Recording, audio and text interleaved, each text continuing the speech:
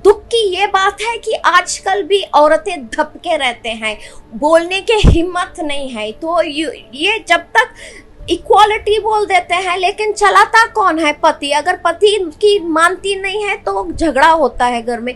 तो ये सशक्तिकरण मतलब she has to take a stand.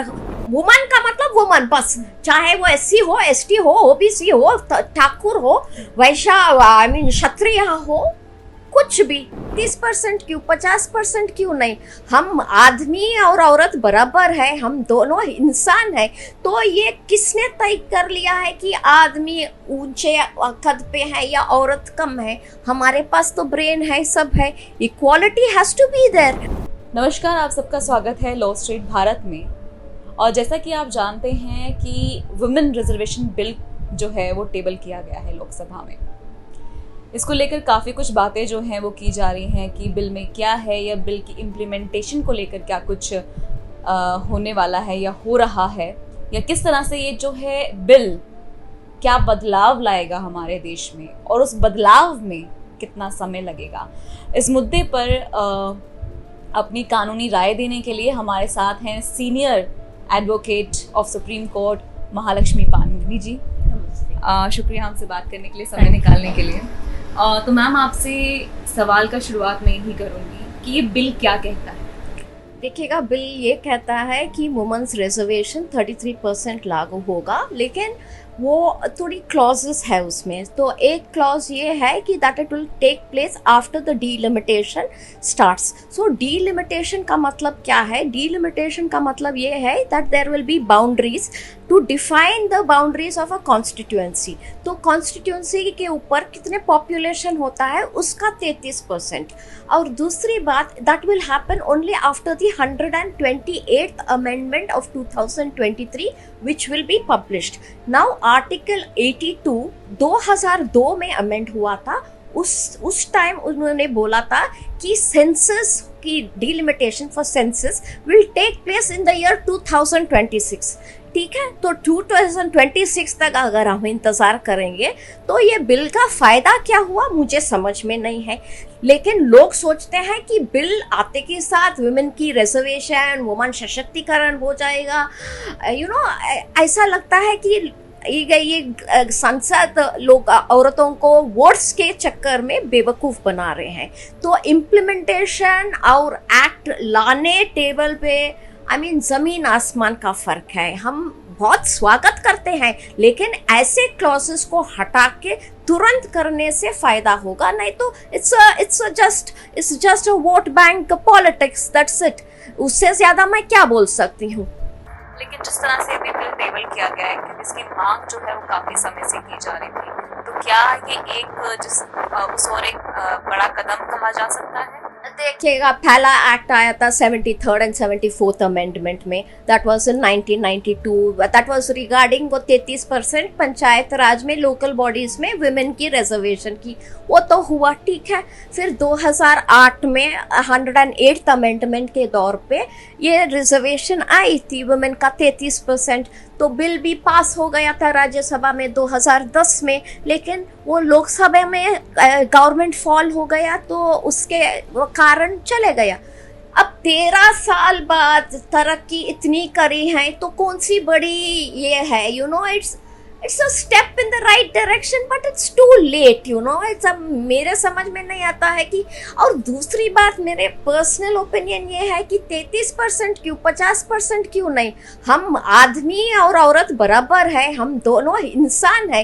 तो ये किसने तय कर लिया है कि आदमी ऊंचे कद पे है या औरत कम है? हमारे पास तो ब्रेन है, सब है। Equality has to be there.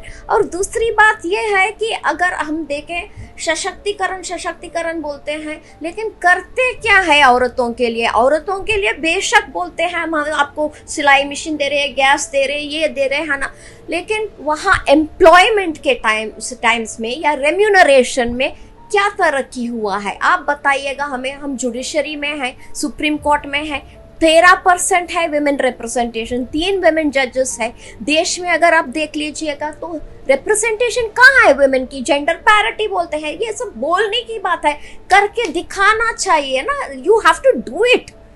So you be the change you want to see. So you implement it, you bring an act, but do not have anything that is going to be done immediately. I see no purpose. It is just, trying to woo voters, women voters. तो जैसे कि आपने इस चीज को point out किया कि इसमें बहुत समय लगेगा, तो क्लॉसेस हटाने की जरूरत है। आपसे थोड़ा सा समझना चाहेंगे वो कानूनी जो चीजें हैं कि अगर हम इसको जल्दी लाना चाहते हैं तो क्या उसका जरिया रहेगा? देखिएगा, पहले उस बिल तो पास होना है, वो अमेंडमेंट्स लाना है, ये एक सनसेट क्लॉज डाले हैं कि ये एक्ट जब भी इम्प्लीमेंट होगा सिर्फ 15 साल के लिए होगा। ठीक है, वो क्लॉज क्यों है? Because that is against the article 334 which categorically says there must be reservation, but there must be reservation for 60 years। तो ये 15 साल कहाँ से आया? और दूसरी बड़ी बात है, this act will come into force with the delimitation process. तो डीलिमिटेशन प्रोसेस करना क्यों है? अगर करना है तो सेंसस को देखना है। Census will take place only in the year 2026 according to article 82 which was amended in 2002। तो see you have to move with changing times, देश इतना आगे बढ़ चुका है, टाइम इतना चल चुका है, तो ये अमेंडमेंट्स को अप्लीकेबल नहीं करना है। In fact they have to rework this amendments and remove them to have it जल्द से जल्द लागू करने के लिए। नहीं तो फायदा क्या हुआ? 4 घंटे बाद क्या होगा हमें नहीं पता। और ये 2026 की बात कर रहे हैं, 2029 की बात कर रहे हैं, फायदा किसको होगा आप बताइएगा? हमें तो नहीं होगा, शायद मेरे पोता पोती को होगा। रिजर्वेशन की बात की जाती है, हमने देखा जैसे कि आपने पॉइंट आउट किया कि पंचायत में जिस तरह से महिलाओं को रिजर्वेशन मिला है, बट एक सरपंच पति का कॉन्सेप्ट जो है वो तो क्या आपको लगता है कि इससे कितना फायदा? नहीं, वो आप जो बोल रहे हैं सही बोल रहे हैं। औरत तो पंचायत बन जाती है, लेकिन सरपंच वो नहीं चलाती है। वो दुख की ये बात है कि आजकल भी औरतें धपके रहते हैं, बोलने की हिम्मत नहीं है। तो ये जब तक इक्वालिटी बोल देते हैं, लेकिन चलाता कौन है? पति। अगर पति की मानती नहीं है तो झगड़ा होता है घर में। तो ये सशक्तिकरण मतलब she has to take a stand.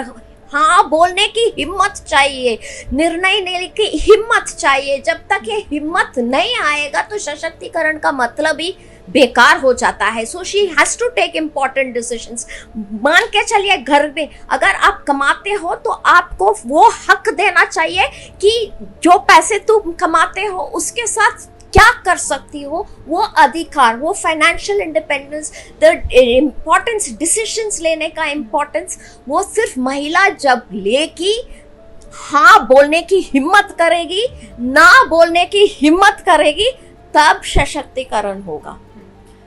एक और जो है सवाल मेरा भी जहन में आया, जैसे कि अभी हमने देखा कि सोनिया गांधी मांग कर रही हैं कि वुमेन रिजर्वेशन के साथ वो सीख कर रहे हैं कि SC OBC कोटा को भी कहीं ना कहीं निकालना चाहिए। तो उसको लेकर आप देखिएगा, वुमन का मतलब SC ST OBC tribals, Brahmins, Vaishyas, ये नहीं देखा जाना चाहिए कि SC ST already they have reservations, it's not, there is no doubt about that. But ये इन लोगों को क्यों ये सब लाना चाहते हैं? वुमन का मतलब वुमन, बस, दैट्स इट। फिर उसके बाद आएगा LGBTQ1+, वो भी आएगा।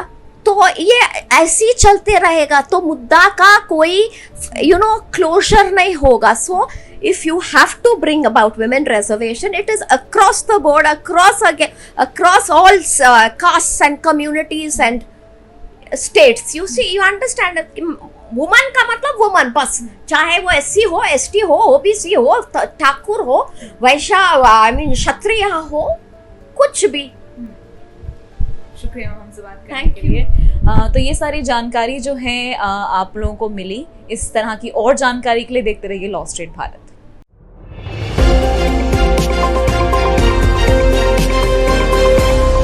लॉ स्ट्रीट भारत, राष्ट्र के हित में।